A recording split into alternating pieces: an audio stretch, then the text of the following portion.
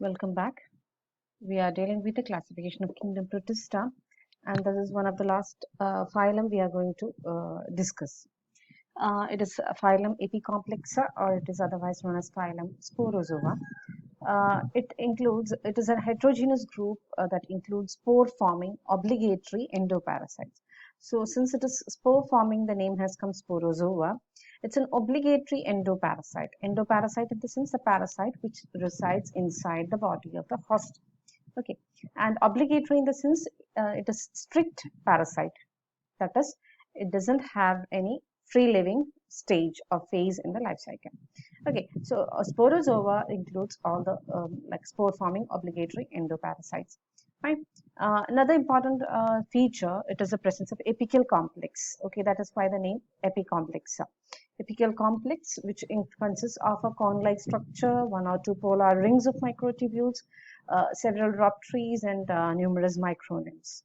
Okay, so what are ruptries? Ruptries are actually flask-shaped or flask-like glandular structures, and these apical complex, it is found in the infective motile stages, and they are motile in nature. Okay, so Sporozoa, the members of Sporozoa do have different phases in their life cycle, and in those phases, the motile stage do have these apical complex, and it is meant for adhesion and penetration. Could be adhesion and penetration, and that is why the name has come epicomplex. Okay, so since it do have apical complex in their infective stage, the name has come epicomplexa, and since they are spore forming, they are known as sporozoa. I hope that part is clear. Now, the body is covered by a semi-rigid pellicle, which consists of an outer plasma membrane and two alveolar membranes. Unlike the what you call them paramecium, here they do have the alveolar membranes, but two alveolar membranes. Okay. Now, they don't have any locomotor structures in the case of adults. However, in the gametic stage, they do have flagella, and immature forms they bear pseudopodia for locomotion. Okay, then they are they have multinucleated younger forms, or some of the younger forms are multinucleated, and they become multinucleate at or before the time of multiple fission. That is, multiple fission, it produces huge number of cells at the same time, and just prior to that it becomes multinucleate, so it is a transient period. Okay, and as already mentioned, they are all parasitic, so nutritionous, parasitic in nature, uh, parasitic mode of nutrition we can find. They all exhibit a complex life cycle with more than one host, then asexual and sexual mode of reproduction, then an alternational generation with the haploid and diploid generations differentially. The example we have is Plasmodium monocystis, Sacrocystis, etc. The Plasmodium, we'll be learning it in detail. Now, with regard to Plasmodium. Plasmodium, as already mentioned, it is a parasite, and there are different, they are all parasite in the red blood cells of man and some of other vertebrates, mammals, etc. And there are 4 species of Plasmodium found in the human blood. They are Plasmodium uh, vivax, Plasmodium falciparum, Plasmodium malaria, and Plasmodium ovale. Okay, so these are the 4 different species of malarial Plasmodium. And of these, Plasmodium vivax causes the very benign tertian malaria, or what is referred as a vivax malaria. It is shown to have a lower death rate, while the highest death rate is found in association with Plasmodium falciparum, which causes the malignant tertian malaria. It shows the highest death rate. Now, these Plasmodium, we can see it is lives in intracellularly. Plasmodium vivax, this is the one which we are going to deal in detail. It lives as an intracellular parasite in the red blood corpuscles of man. in the form of its mature adult condition, which is referred as a trophozoite. You can see over here. Okay, this is the trophozoite stage. And it is in this stage, the trophozoite stage, the Plasmodium vivax is found intracellularly in the RBCs. And the species of Plasmodium, it is we have already found, it is reported, this particular species is found in reptiles, birds, and various other mammals.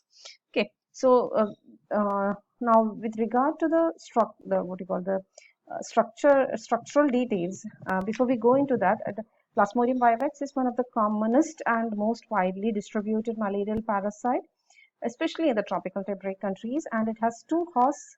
One is humans and the other is Anopheles mosquito. In humans, as we have already mentioned, it lives as an intracellular parasite inside RBCs and also hepatocytes, that is liver cells. But in mosquitoes, it lives extracellularly in the gut cavity, in the salivary apparatus, and various other hemocoelic parts. Okay, and it undergoes asexual phase of its life cycle in humans, while the sexual phase is completed in mosquitoes. Again, we have already mentioned that they do have asexual and sexual phases. They have distinct, alternation, generations, etc. Isn't it? All these are general aspects of sporozoa. And here you can see in the case of Plasmodium vivax, they have asexual phase, which is completed in the humans. Okay, so here you can see the asexual phase is completed in humans because there is no gamete formation, while the sexual phase, that is a gamete formation, fertilization, etc., is completed in the mosquito. So this part of the life cycle is shown in the case of mosquito. Okay, now the female mosquito, hence it is considered to be the primary host or definitive host, and since sexual phase of the life cycle is completed in the female Anopheles mosquito is considered as the primary host. Okay, while humans are considered to be the secondary host. So in the case of any parasite, primary host is the one where the parasite completes its sexual phase of the life cycle, while the asexual phase of the life cycle is completed in the secondary host. Okay, but humans show pathogenic effects due to the infestation of the particular parasite, while mosquito serves as a symptomless carrier of, or what is referred as a vector for the Plasmodium. Okay, so here you can see this is the photograph of the RBC infested with the parasite Plasmodium vivax. Okay, here you can see it is inside the RBC. Okay, and sorry. So this is with regard to the Plasmodium vivax in general aspect. So when we look into the structure detail, okay, we have seen that the mature phase of the Plasmodium, it is referred as a trophozoite, and this is the structure of the trophozoite. Okay, it is a feeding and mature feeding stage of the Plasmodium vivax, and it is amoeboid in nature. Amoeboid in the sense they move by what you call as the pseudopodial formation. They are uninucleate. You can see here the nucleus, single nucleus. It is enveloped by a double layered plasma lemma. You can see here it is a double layered, two-layered membrane. And its cytoplasm, it is granular in nature and it is vacuolated, contains numerous vacuoles. And cytoplasm also contains endoplasmic reticulum.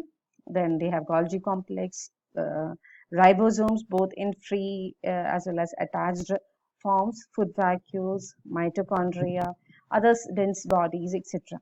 Okay.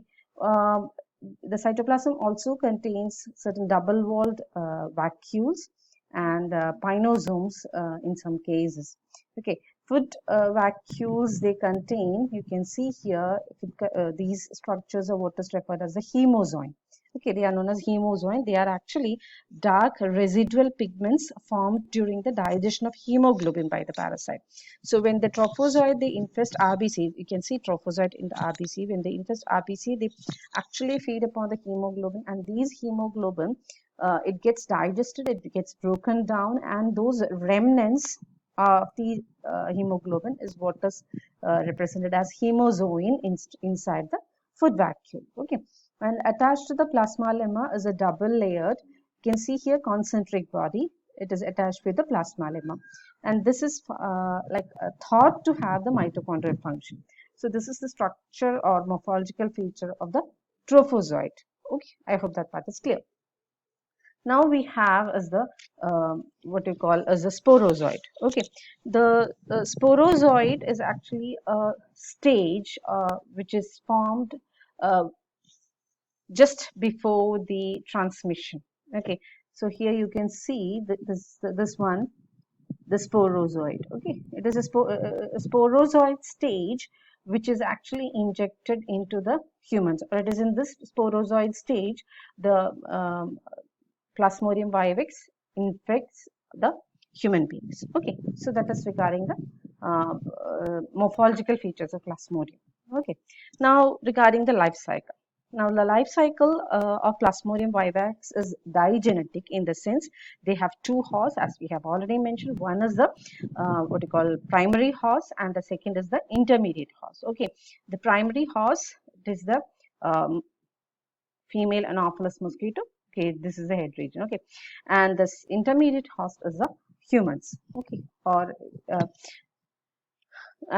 we have already mentioned that a sexual phase is completed in humans, while the sexual phase, the formation of gametes, fertilization, etc., it is completed in the female Anopheles mosquito. The asexual phase is completed by schizogony. Schizogony, you can see here schizogony in humans, and it includes, or schizogony phase of the life cycle includes, you can see here it is liver cells. Okay, this phase is known as exoerythrocytic phase. Okay, it is known as exoerythrocytic phase, and exoerythrocytic schizogony. Okay, and then we have as the erythrocytic schizogony. Exoerythrocytic schizogony is still can be differentiated into pre-erythrocytic, and we have is the post-erythrocytic schizogony. Okay, so these two, we can see that schizogony in humans, a sexual phase of the life cycle of Plasmodium is what is referred as a schizogony. It is completed in human beings, and this schizogony, it is differentiated into two phases. One is exoerythrocytic and the other is erythrocytic. Exoerythrocytic can still be differentiated into pre-erythrocytic phase and post-erythrocytic phase. I hope that part is okay. Okay, post-erythrocytic schizogony. Okay, so these are the different phases of asexual phase of the life cycle. Now, what about sexual phase?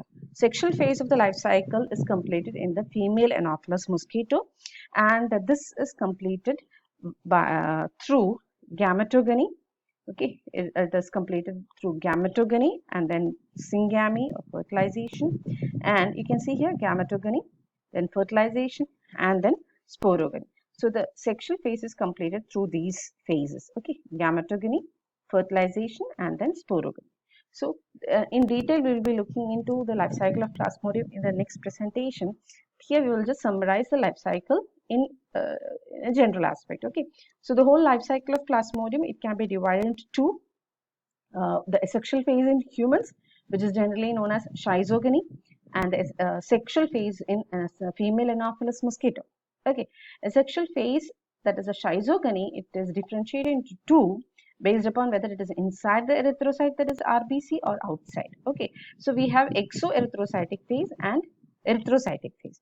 The exoerythrocytic schizogony can be further divided into two, that is pre-erythrocytic phase and post-erythrocytic phase. The schizogony which takes place inside the RBC, it is referred as the erythrocytic phase. Okay. Now the sexual phase of the life cycle. Sexual phase of the life cycle of Plasmodium, it can be like it takes place in three steps. The first is gametogamy, where the gamete and the gamete formation happens, and then we have the fertilization, where the gametes which are produced during the gametogamy undergoes fusion to form the zygote, and then we have the sporogamy, the spore production. Okay, that is why the name has come sporozoa, isn't it? Okay, the sporogamy, and this sporogamy will result in the formation of sporozoite, which will infest the humans, and then it will take up the asexual phase. Okay, so this is the general introduction to the life cycle of Plasmodium. Okay.